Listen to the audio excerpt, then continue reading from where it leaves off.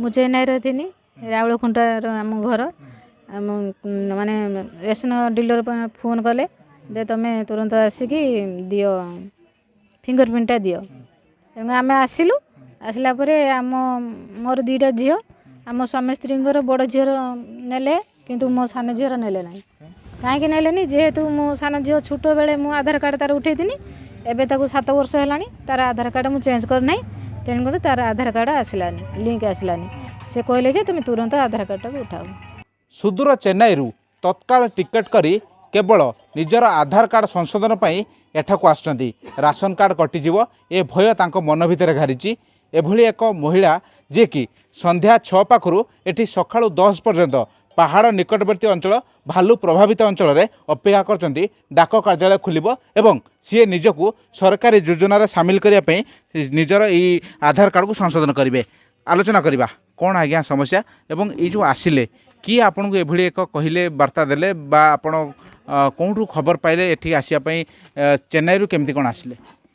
ମୋତେ ଫୋନ୍ କଲେ ration dealer ବାଲା କହିଲେ ଯେ ତୁମର ଫିଙ୍ଗର ପ୍ରିଣ୍ଟ ଦେବା ପାଇଁ ତୁରନ୍ତ 25 ତାରିଖ ପର୍ଯ୍ୟନ୍ତ ଅଛି, ଟାଇମ୍ ଅଛି, ଫିଙ୍ଗର ପ୍ରିଣ୍ଟ ଦେବା ପାଇଁ କହିଲେ।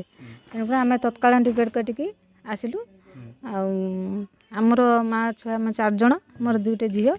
ମୋ ବଡ଼ ଝିଅର ଆମ ସ୍ୱାମୀ ସ୍ତ୍ରୀଙ୍କର ଫିଙ୍ଗର ପ୍ରିଣ୍ଟ ନେଲେ, ହେଲେ ମୋ ସାନ ଝିଅର ଫିଙ୍ଗର ପ୍ରିଣ୍ଟ ନେଲେ ନାହିଁ।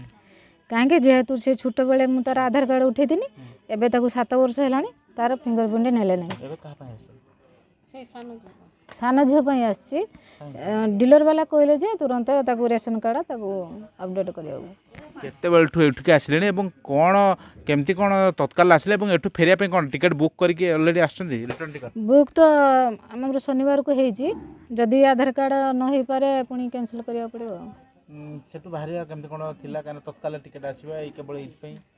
ହଁ, ତତ୍କାଳ କାଟିକି ଆସିଲେ ଯେହେତୁ ରିଜର୍ଭେସନ୍ ମିଳୁନାହିଁ ଟିକେଟଟା ତତ୍କାଳ କାଟିବାକୁ ପଡ଼ିଲା। ଏଠି ପୁଣି କେମିତି ସଂଘର୍ଷ କରିବା ପାଇଁ ପଡ଼ୁଛି? ସେଇ ତତ୍କାଳ ଯିବାକୁ ପଡ଼ିବ। ଆଉ ମିଳୁନାହିଁ ଏବେ ଟିକେଟ। ଆସିବା ପରେ ବି ଏଠି ହେଇପାରୁନି। ଏଇ ତ ବସିଛି, କାଲି କ'ଣ ହେବ ସେ କଥା ମୁଁ ଜାଣେ ନାହିଁ। କେତେବେଳଠୁ ବସିଲେ? ଆଉ 6ଟା ପାଖରୁ ବସିଲେଣି। ସନ୍ଧ୍ୟା 6ଟା ବେଳକୁ ବସିଲେଣି। କେତେବେଳେ ପୁଣି କାଲି କ'ଣ ହେବ? କାଲି ତ 10ଟା ପର୍ଯ୍ୟନ୍ତ ଅପେକ୍ଷା କରିଛି, କ'ଣ ହେବ ଜାଣିନି। ଝିଅ ବି ଆସିଛି? ନା, ଝିଅକୁ ଆଣି ନାହିଁ, ଝିଅ କାଲି ଆଣିବି। ଆପଣ ସିରିଏଲ୍ ପାଇଁ ଆସିଲେ? ଆଜ୍ଞା। ଆପଣ କେତେ ନମ୍ବର ସିରିଏଲ୍ ଅଛନ୍ତି? 20ରେ ଅଛି। 20? ହଁ, ଲାଷ୍ଟ। ଝିଅକୁ ପରିବାର ଲୋକ ନେଇକି ଆସିବେ? ହଁ। ଯଦି ନ ହେଇପାରିଲା କାଲି? କାଲି ନ ହେଇପାରିଲେ ପୁଣି ବସିବି ରାତିର। କ'ଣ ପରେ ହେଇପାରିବନି? ପରେ ହେବ, ମୋର ତୁରନ୍ତ ଫେରିବାର ଅଛି ଯେ ନାହିଁ, ସେଥିପାଇଁ। ନିଶ୍ଚିତ ଭାବରେ ଇଏ ଜଣେ ମାଙ୍କର ପ୍ରତିକ୍ରିୟା ଶୁଣୁଥିଲେ କିଭଳି ଭାବରେ ନିଜ ଝିଅଙ୍କର ଇ ଆଧାର କାର୍ଡ଼ ସଂଶୋଧନ ପାଇଁ ଇଏ ସନ୍ଧ୍ୟା 6 ପାଖରୁ ଲାଇନ୍ରେ ଅଛନ୍ତି।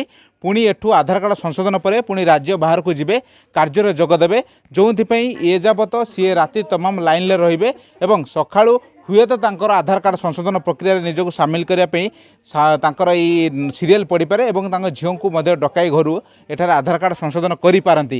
କିନ୍ତୁ ଏହା ଅନିଶ୍ଚିତତା ଭିତରେ ଏବେ ଯାବତ ବି ଅଛନ୍ତି। ତେବେ ରାଜ୍ୟ ସରକାର କେଉଁଠି ନା କେଉଁଠି ସରକାରଙ୍କର ଏଇ ଯେଉଁ ପଦକ୍ଷେପ ତାହା ସଂଶୋଧନର ଟିକେ ଆବଶ୍ୟକତା ରହୁଛି ବୋଲି ଲୋକଙ୍କର ମଧ୍ୟ ମତ ରହୁଛି। ନୀଳଗିରି ବିଶ୍ୱମ୍ବର ଦାସ, OTV।